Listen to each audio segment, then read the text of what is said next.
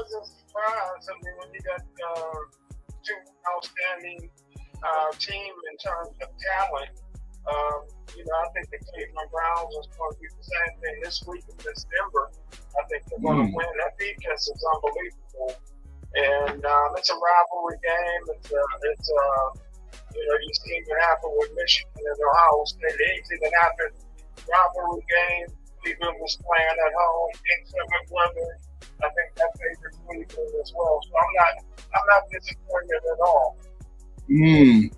I was really disappointed. The fact they had a number of chances to win. We talked about it on pre-snap. I think there were some blunders in that game. I like putting Fields in the game, but 3rd and 4, having them throw that deep pass to Pickens, I don't think that was the play. He hadn't thrown a pass all game, and then you bring him in the 4th quarter and let him throw the most important pass of the game.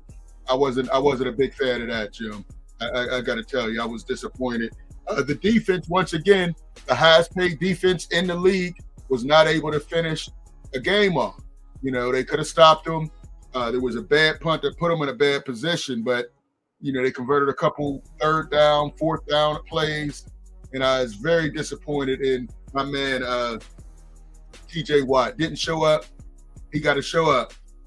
Ralph is in there. Good morning, Ralph. Terry French is in there. Good morning, Terry.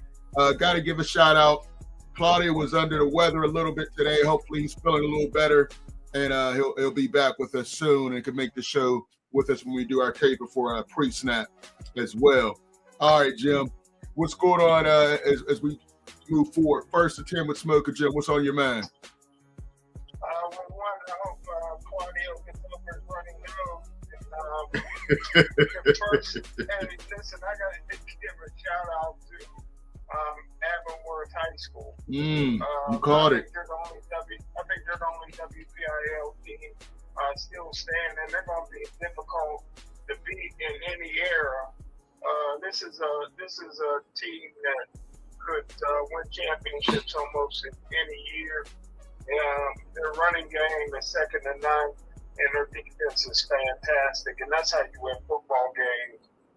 With the defense wins games, and the running game takes over games. So congratulations. Okay. All right. Short and sweet. We also got Jason Thomas in here. He says Browns loss was a disaster. People still crashing out about that loss, Jim. Hey, well, mine is fairly simple, man. My prophetic thoughts are this. Watched a lot of college football, a lot of upsets yesterday. And one thing that really struck me, all these guys, when they get an upset, they would have put the flag in the middle of somebody's field. As I'm showing some highlights now, they were pepper sprayed in Michigan and Ohio State. They were fighting. You see guys out there struggling with the pepper spray in their eyes. I don't know. I don't like it, Jim. I think that's something they got to change. They got to get rid of that for the benefit of the game. There's no need for it. You got it upset. Why you got to add insult to injury? I don't like it at all. As you see here, get rid of it. You saw it in the Arizona game. You saw it in the Michigan, Ohio State game. They were fighting all over the place. Penn State and Maryland, their coaches almost got into it. Maryland's coach was upset that they kept scoring, and Franklin didn't give them any. He said, "I put my 3rd and 4th starters in, and they still were scoring." They almost got into it afterwards. I thought it was going to be a little Deion Sanders when he got into it with one of the coaches at Jackson State, but they were going at it. So we'll see. Maryland coach is in trouble. They had a bad season. Franklin, they're rolling. Ohio State loses. Penn State moves up in the polls. Notre Dame moves up in the polls. So we'll see. I just hope it all stops really fairly soon. Oh, we got Ralph. He did end up joining us. Let me bring him up. Hey, what's up, Ralph? How you doing? Good. Good morning, everybody. All right. We got a short one, but I'm glad you were able to come and join us for a little bit, man. Thank you. All right. I appreciate the invite. Thank you. Of course. All right. Terry French, UNC versus NC State too. Yes, they were doing it in all these games, man. I was just talking about these people putting the flag down at the 50, and somebody's really going to get hurt. Michigan, Ohio State, they got pepper sprayed, and I think that needs to stop. You pull the upset, great. Emotions are running high. I believe next year that's going to be banned from putting your flag at the opposing team's 50. It's just a matter of time. Let's jump into this real quick. How about the Steelers O versus the Bengals D? Rouse, did you jump in? Let me let you start. Who has the advantage and why? Well, I think our offense has the advantage. We have, Russell Wilson. We have a pretty decent offense. And, their defense is struggling a little bit. They have a couple guys like Hendrickson and a few other people that are pretty decent. But other than that, their defense really isn't that great. I mean, so I think our offense is better than their D. Okay. Smokin Jim, what do you have for that? Yeah, I think I can't add anything more. I think Ralph summed it up. Yeah. I think we're all in agreement there. I think our offense, with the weapons we have, I think we'll be able to run with Najee Harris. I think Pickens, he's due for a big game. The way he went out against the Browns was kind of sad. He ended up the game one officer on the left arm, one officer on the right arm. We need him making plays on the field, not throwing punches off the field. So I think it looks good. I think Russell Wilson can bounce back. Numbers weren't bad, but once again, we need to put up more points this game. So I definitely like our offense. Jim, how about the defense? You look at our Steelers D versus offense. The Steelers got the highest paid defense in NFL history. Right. But the defense, almost no defense in the history of the NFL really can slow down or shut down when the Bengals get it rolling. I think Bengals get it rolling today. You got to get your offense the clear advantage. Jim, yes, the Bengals' offense is good, but you always got to add a little bit to it. Joe Burrow is one of the top quarterbacks in the league, yes, but they have a bad record for a reason. The offense, they can put up numbers, but when the game's on the line, they haven't always come through. Jamar Chase is a problem. We saw what he did, almost 300 yards against the Ravens. I do give the Bengals a slight advantage against the Steelers D. But come on, Jim, they're not one of the greatest of all time. The running game with Chase Brown is not that great. And T. Higgins, he's hit or miss. Some days he looks like, a first receiver, and other times he disappears. But I do give them a slight advantage, but they're not one of the greatest of all time, Jim. Ralph, your opinion on Steelers versus Bengals offense? Well, their offensive line for years has been suspect. Zach Taylor, for some strange reason, doesn't have, in the front office, they seem to not want to be able to strengthen an offensive line that much. They did go draft Darius Mims, but he's having a rough season.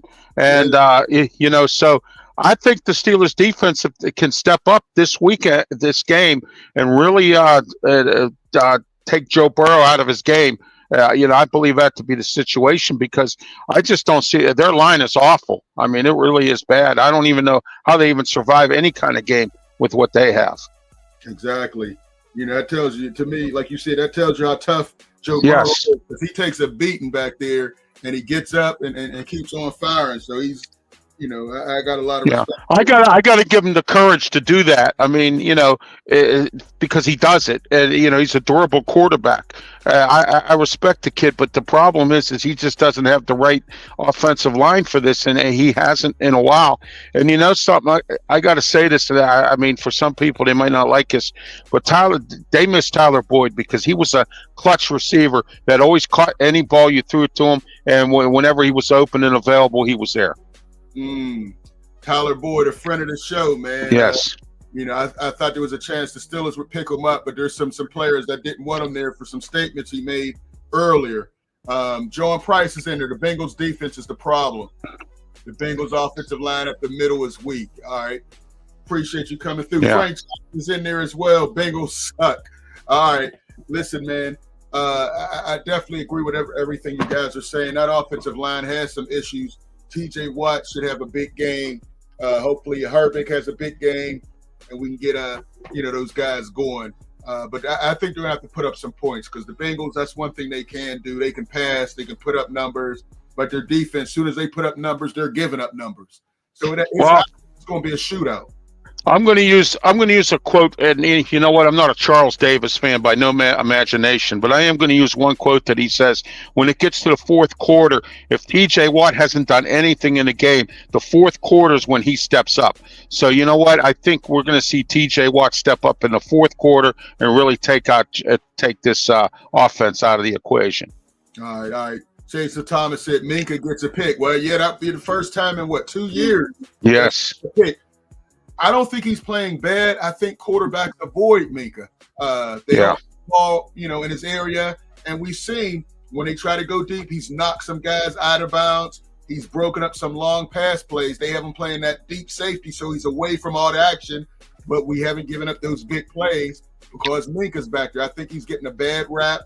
He's come up. He's put a couple guys out on the run. But now with Elliott there, he doesn't have to play the run as much because Elliott is up there. Last year we saw him making big hits, put out Nick Chubb last year.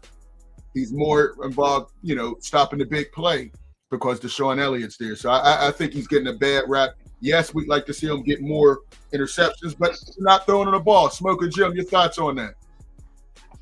On what? Minka. I think he's getting a bad rap.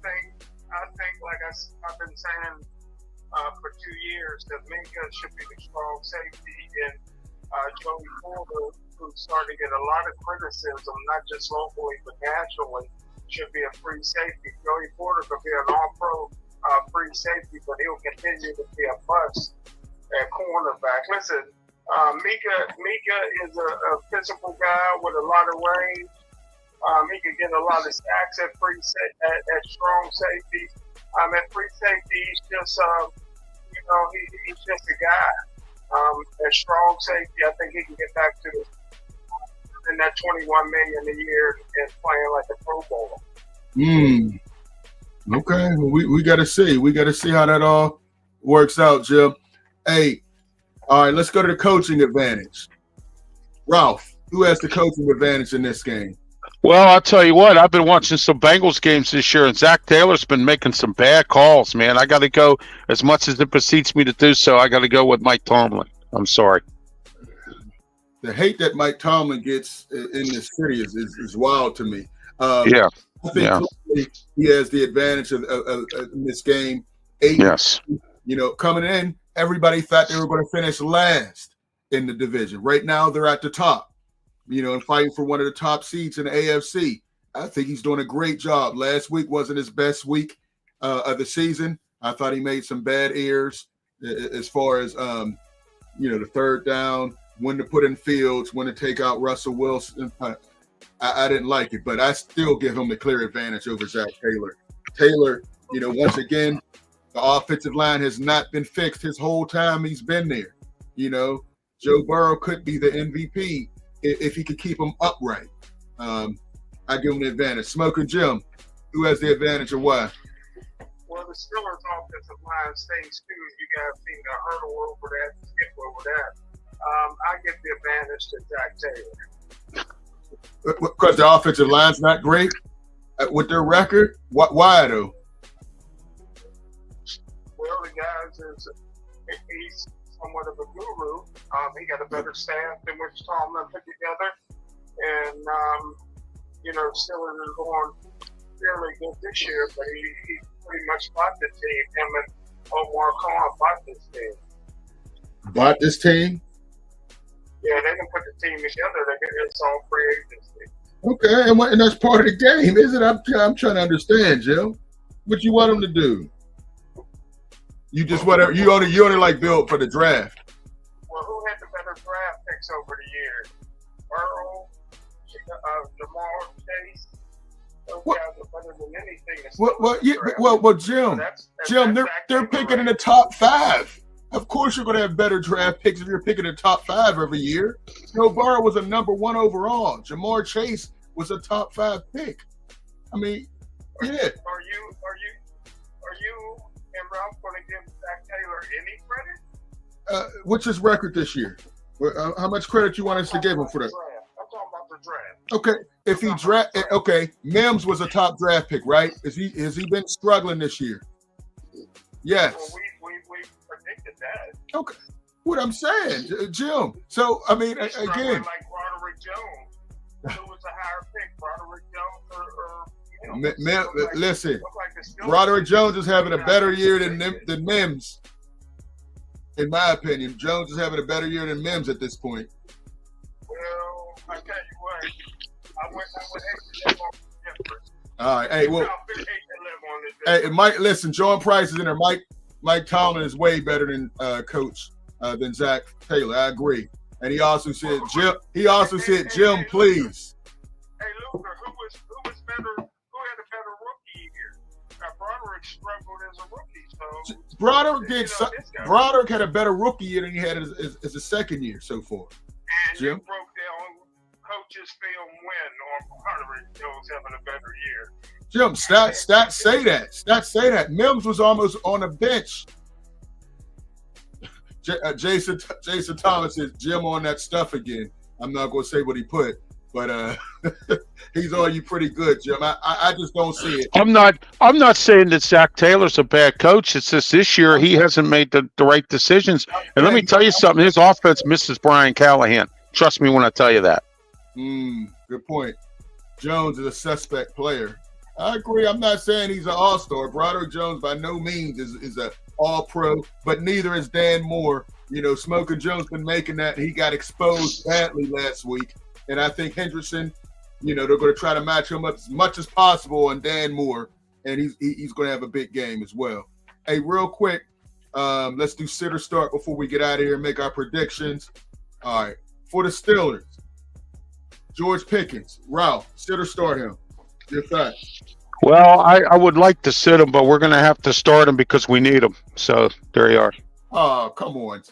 No, he's a start in this game. Bengals have struggled stopping receivers this year. He should have a big game. Make the catches on the field. Put your hands on the football and not the other player's face, man. Well, that's the point I'm trying to make. If it was me and I was the coach and his behavior is enough to, you know what I mean, to say, hey, look, I don't care if I lose. I want you on the bench. But, I'll start him for the sake of I don't have anybody else. He's a start. Jim, George Pickens, a guy who plays like you on and off the field, Jim. As long as in the pregame he don't plant the Steeler flag.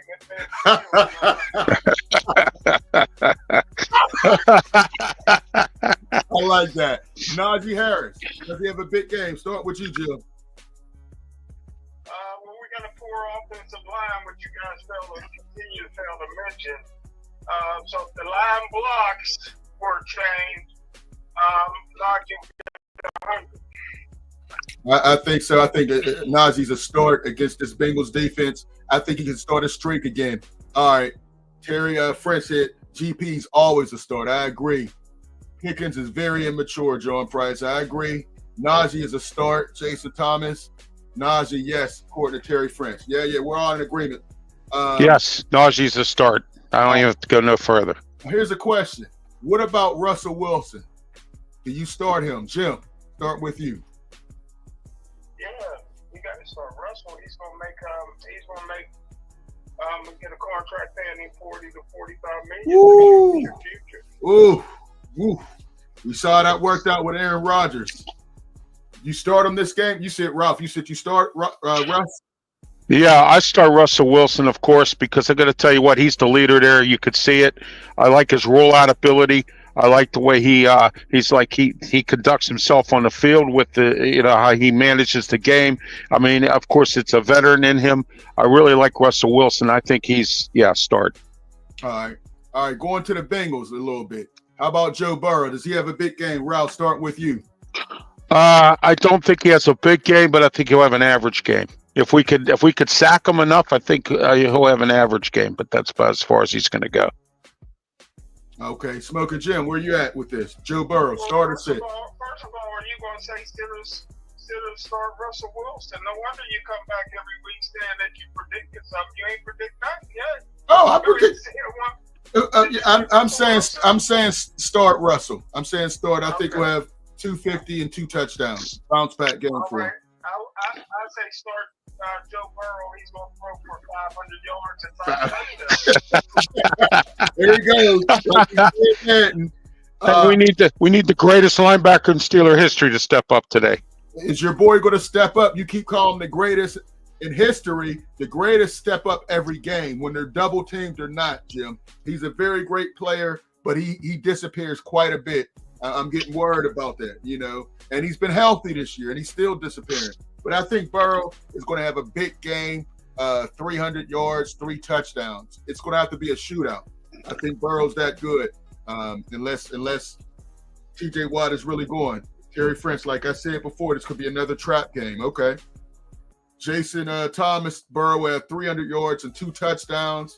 If Burrow gets time to throw, he's going to eat the Steelers alive. John Price, the biggest Steeler hater on Facebook. I knew you would say something like that. Yeah. Hey, what about sit or start? What did you say, Ralph? Did I get to you about Joe Burrow? Yeah, I said he should start because he's the starting quarterback, but I don't think he's going to have a great game. I think if the Steelers can blitz him enough, I think he's going to have an average game. Steelers don't blitz. All right, last 2 before we get to our prediction. Jamar Chase. We saw what he did. He ate up the Ravens. I think he goes for 101 touchdown. He's going to be a problem, for the Steelers. Ralph, your thoughts on Jamar Chase before we get to our predictions? He's like you said. He shows up sometimes, and sometimes you have to set out a missing persons. Oh, by the way, I sent out another missing persons this morning on Mike Williams. I want to find out where he's been. So Right. Jim, as we get ready to wrap up.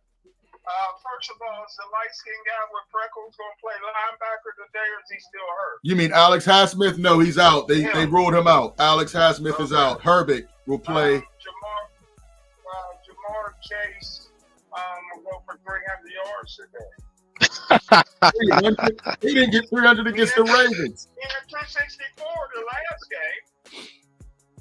Yeah, okay. All right, I say start him. I think he's going to have a game, 100 yards and a touch. Let's see what everybody else is saying.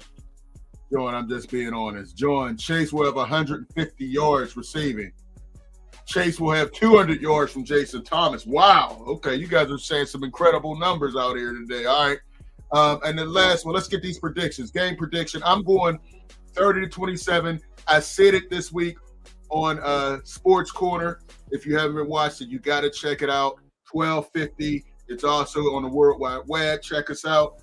Yes. I'm thinking 30-27. I think it's going to be a shootout. I think we'll be able to get the running game going. I think Pickens is going to be making plays on the field. And look for Mike Williams to put his stamp on this game. I think he does have a big catch, and I think he does go for another touchdown. Mike Williams will be key in this game, I believe. And listen, you guys have been sleeping on Calvin Austin a lot. He's just getting better and better. He's starting to build that connection with Russ Wilson. I like him in that slot. He's very fast, very shifty. Look for him to make some plays as well. Ralph? Well, Luther, I do agree with you on that. And also another target that Russell Wilson's been throwing the ball to a lot, to Firemouth. I mean, he's been involved a lot. And, so I've noticed that as well. But also, Austin as well. I do agree with you on that. My score, that I said it on Saturday on Sports Corner radio show, AM 1250 and 92.5 FM, The Answer. It's myself, Smokin Jim Frazier, Claudio Rossano, and Luther Dupree. And we're on every Saturday, 2 to 3 p.m., so don't forget to tune in. And also, I think it's going to be 21-14 Steelers. Okay. All right, Smokin Jim. Well, if Mike Williams don't play today, that means he got the brains of shoeless Joe Jackson. That's the